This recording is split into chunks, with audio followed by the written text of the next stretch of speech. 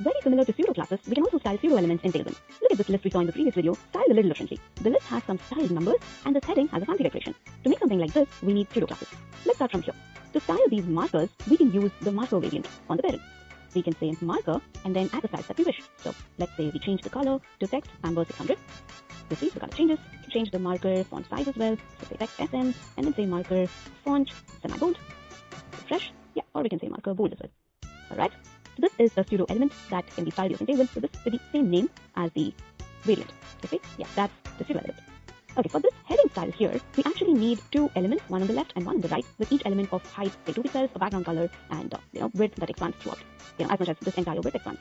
So we can actually do it with real elements or use pseudo elements. First, I'll show you how it's done with real elements, and then we'll use pseudo elements so it's easier to understand. So here's the H1. Now within H1, let's add two divs and style them using div class h.5, which is 2 pixels, and then let's say bg amber 400. Okay, let's refresh and see what we get. Yeah, so we see them all in the normal order. So we'll have to use flex box to put them next to each other. Let's add flex to the parent and also say item center. But now it disappears because we don't have any width for this div and it's empty. So as per flex items, they just try to occupy as less space as possible by default. So let's add the flex 1 class to both of them. Now if you refresh, you will have what you see here. We need a little more gap here. So let's say flex item center gap of 4.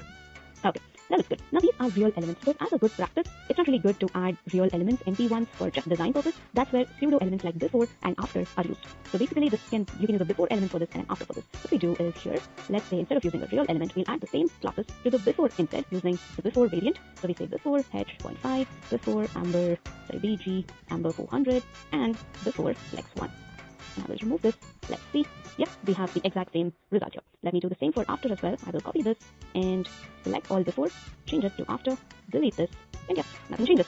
I know this entire thing is a little hard to look at with so many classes, but you'll mostly do this only in one component or somewhere, so it's fine. But if you're using it in more than one place and it's smarter than components, you'll see later how to extract these into a separate file. But you get the idea. There are some more variants for pseudo elements like placeholder, selection, first line, first letter, and more. You can look at them all in the doc.